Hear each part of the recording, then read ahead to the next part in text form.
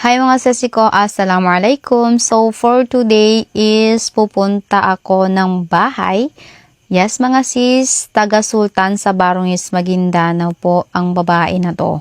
Sa Baruraw mga sis, kasi uuwi ang person kasi nga may ibibigay lang ako sa nanay ko at matagal na kasi akong hindi nakauwi. Share ko lang. At dahil wala tayong kasama ngayon, walang magbubukas ng gate mga sis. Kaya ayan, binuksan ko na lang muna para madali kami makalabas ng Jamola ability ko. Simula nung nagbakasyon kami mga sis, isang beses lang ako nakauwi sa amin. So ito na yung pangalawa mga sis kasi nga busy ang babae. Syempre alam na yun ni Ina. Kumbaga understanding na niya yung situation namin. Diba? So ayan mga sis.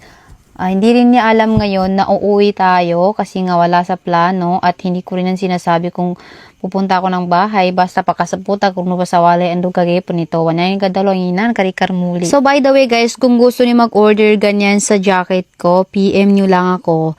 Ayan, so get ready na mga sis kasi pupunta na ang babae. So sa oras na ito mga sis, tumaan ako kila Rajan.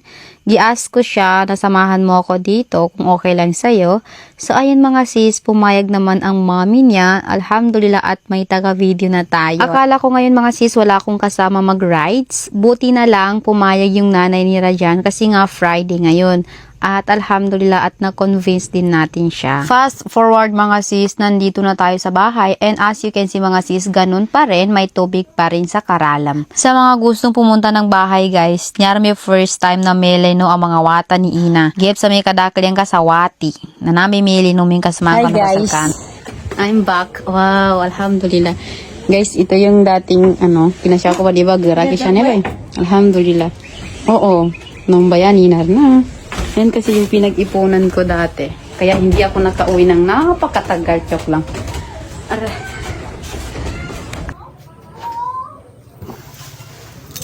I'm home. Flexing this very cute ability guys. May dimple yan siya. Chok. So, gamat basig sa kunan. Ibang kadata mawasara dyan. Tinalang.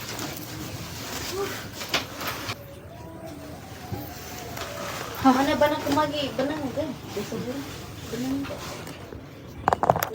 Arre. Panukanulong ko pa yung mga wata ni Nani.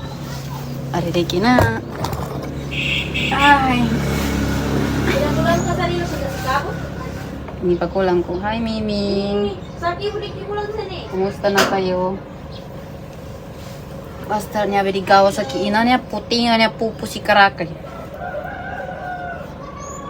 Oh, rado. Ako mawa siya sa wala yan. Katamungin na si Ina.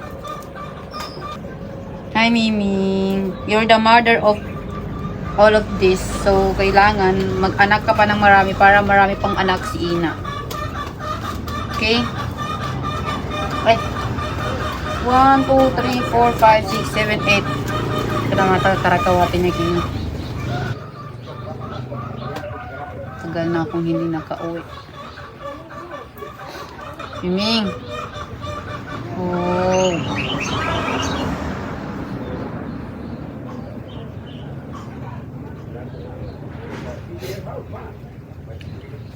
Miming ko. Di ka tumawag. Di na tumawag sinawa niya. Ha? Di na tumawag ako. Kauming kataka ka no. Kataka kung kupan. Napanood ni Manggula tao. Ito yung literal na cat lover. Yung nanay ko talaga as in. Sawati puting nin. Tapos ganyan na siya pinapakain kasi di kunsilan galangan sa Isawa Lampay. Aray, mamo. So by the way guys, dumating kami ng bahay mga 9 AM siguro or 10. So ito, pauwi na rin kami kasi wala na masyadong ulan. So 3 PM na dito mga sis. Kaya tuwing nakikita ko yung bahay namin guys, napakaraming rason. Ito yung nagbibigay sa akin ng inspiration para magpatuloy pa sa buhay at magiging matatag at masipag palalo inshallah. And fast forward, dumaan kami dito sa may highway sa Mama Sabano para magpa-picture. So yun lang, assalamualaikum.